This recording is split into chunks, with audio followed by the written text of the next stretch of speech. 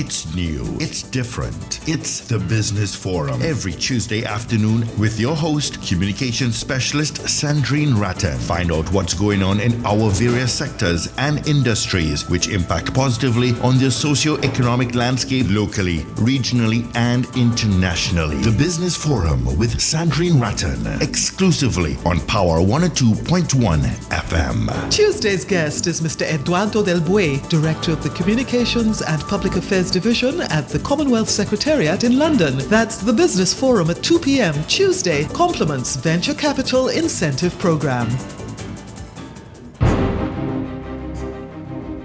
Good afternoon, Trinidad and Tobago, and to our listeners on the World Wide Web. Special greetings to our international counterparts at the Commonwealth Secretariat in London who may be tuned into the program at this time. I do hope that the Business Forum has been of tremendous benefit to you, our listeners, since inception. And the objective of the program really is to keep it informative and enlightening as we continue to review the global economy. Because as we're all aware, international economic developments will impact us here in the Caribbean at some level or other. Again, this afternoon, we do have an interesting program lined up for you as we'd be obtaining a better understanding of the Commonwealth Secretariat, which is headquartered in London. And as you may be aware, Trinidad and Tobago will be hosting the Commonwealth Heads of Government meeting from November 27th to the 29th, 2009. And this is indeed a major initiative of the Secretariat.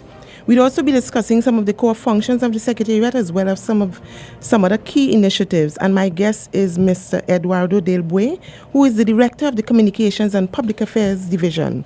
But before we join Mr. Del Buey online, I'd like to share a brief profile on him. Eduardo Del Buey, a diplomat from Canada, was appointed the Director of the Communications and Public Affairs Division on April 2, 2007. He served as Director of External Relations and Public Information at the Organization of American States between 1999 and 2004. He was also advisor to the OAS Secretary General on Strategic Communications and Canadian Issues.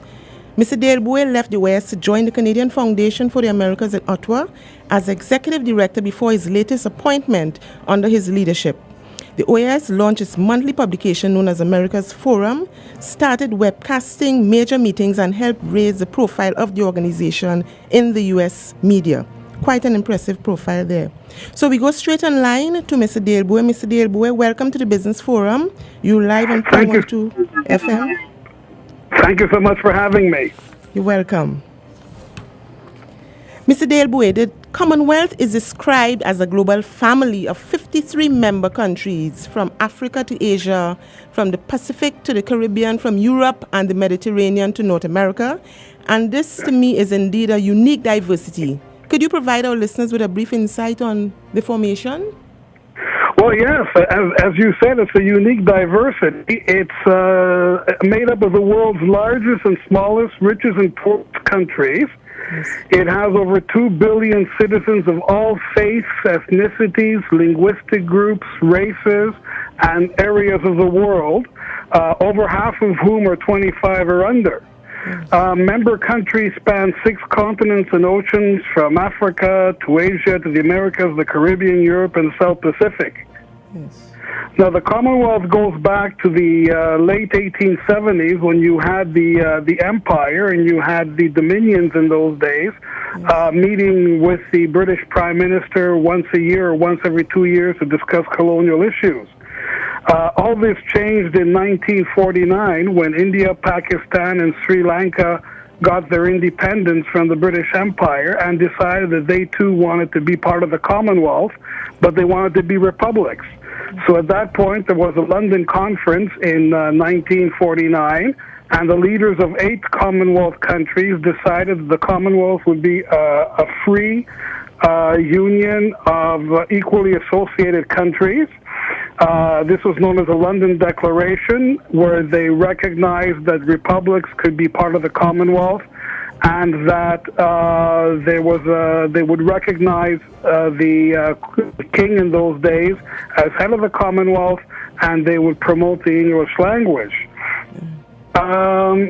Since then, the membership has continued to grow. In the 60s, 70s and 80s, the countries of Africa, the countries of the Pacific, and the countries of your region of the world, the Caribbean, which is very close to this Canadian's heart, because when the winter strikes in Canada, that's where we go to hide from the snow. The Caribbean achieved their independence in those decades, and most of the countries that achieved their independence from Great Britain decided to join the Commonwealth. So we went from 8 member states in 1949 to the current total of 53 member states. Beyond the ties of history and language and institutions, it is mostly the values that unite us most, the values of democracy, of freedom, peace, rule of law, and these values are set out in the declarations made at various Commonwealth heads of government meetings, which in the lexicon of the Commonwealth Secretariat are known as CHOGMs, which I imagine your audience has heard time and time again, CHOGM this and CHOGM that. Yes. And currently there are 3 intergovernmental associations in the Commonwealth family writ large. One is the Commonwealth Secretariat, which executes the mandates given by leaders at Commonwealth heads of government meetings through technical assistance, advice, and policy development. There's a Commonwealth Foundation, which was also founded in 1965, which brings together civil society, helps promote democracy, development, and cultural understanding. And then there's a Commonwealth of Learning, which encourages the development and sharing of open learning and distance education throughout the world, throughout the Commonwealth world, but also in cooperation with other countries when they want it, with other countries. So that, in a nutshell, is basically what the Commonwealth is all about in terms of its constituencies. Yes. Let's talk a bit about the major areas of work at the Commonwealth, and I know there are 13 of them, some of which include economic development, education, and environmentally sustainable development. Could you share with us the major objective and the approach used for member implementation in some of the areas? Well, the Commonwealth's main objective in its economic affairs is to work to ensure that citizens in member countries are able to have a decent standard of living with access to jobs and health care, education, food, shelter, and all the basics of life. What we are basically is an advocacy agency. We are not a donor agency. We have a very small budget. What we try and do is provide expertise and leverage funds from other organizations to be able to provide the training and know-how required to run modern economies. For example, we believe that free and fair trade are essential to job creation and the creation of incomes and livelihoods. So we provide countries with the technical expertise to negotiate trade agreements. We have a project called the Hubs and Spokes Project, where we place experts in ministries of trade around the world in small Commonwealth countries and in regional economic organizations, basically to allow them to negotiate fair trade agreements. In a country like mine, Canada, for example, we may have dozens of people working in the trade policy divisions. Yes. In some countries, smaller countries, you may have one person or half of a person a year dedicated to this task, which is highly complex. So one of the things we try and do is create a level playing field for these countries to be able to engage in the kind of negotiations they need to extract solid and beneficial long-term trade relations. Excellent. Let's discuss quickly the area of youth, which I'm aware plays a critical role in the functioning of the Commonwealth. What are some of the major activities facilitated for young persons? Well, youth is very interesting. We are very much a forward-looking organization.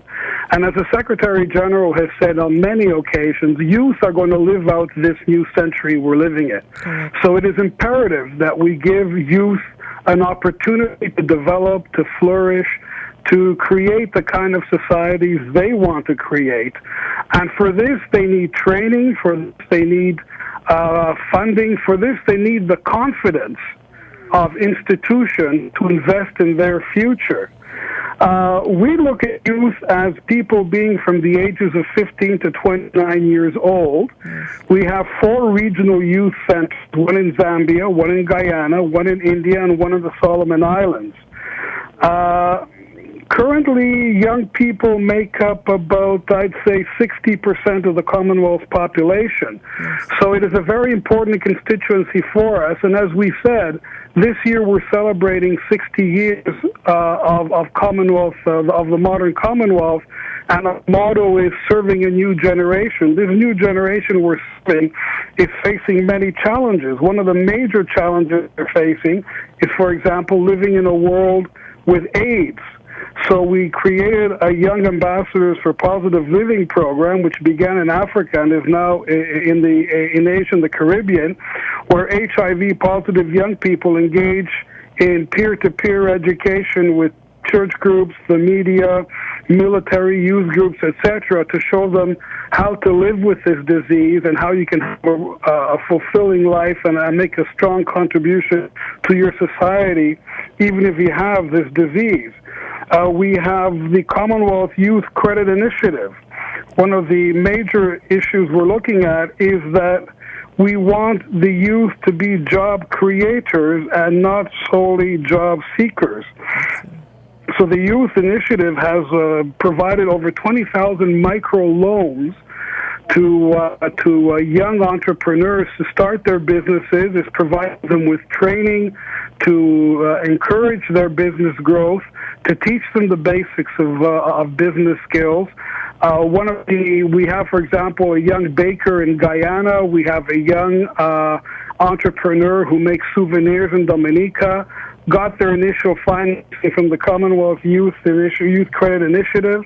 They were trained, they received courses, and all of this to make them job creators rather than job seekers, very necessary in today's economy, which is becoming more informal, more contract-oriented, and people have to have the skills required to be able to survive in that kind of an environment. Yes. Mr. Del Buey, you have articulated some very important initiatives for the youth, because I myself am very passionate about that segment of the population. But does the Commonwealth have plans, I'm sure you all do, to extend the program to other Commonwealth nations? Well, the program is available to all Commonwealth nations. We have the Commonwealth Youth Centers, which are located in these 4 countries I mentioned, are very active in their regions. The one in Zambia takes care of Africa. The one in India takes care of South Asia. The one in the Solomon Islands takes care of the Pacific. And the one in Guyana takes care of the Caribbean. So we have these programs available to all countries of the Commonwealth. And we have one of the major things that your audience is going to see next week in Tobago and in Port of Spain is the Youth Forum, the Commonwealth Youth Forum, in which hundreds of young people are going to get together to discuss the issues that are critical to them. And these are the people who take back the idea of the nucleus. These are the people who take back the awareness of the programs to their own societies so that youth can begin to network and create the kinds of opportunities we want them to. One of the initiatives the Secretary General has talked about is called CP3, which is a partnership portal, Commonwealth Partnership portal platform, which is a way that we're going to try and get people from all walks of life together, where youth can network with each other, can learn and share best practices and best experiences, can talk about job opportunities, can talk about training, can talk about all the issues that are necessary to their livelihood, exchange information, and learn from each other. So this is very much a global Commonwealth program. Excellent. Mr. Del Buey, let's talk a bit about the CARICOM region in terms of developmental work or even key projects. Is the Commonwealth currently involved in any major activities? I know you have a lot of work in progress in different areas.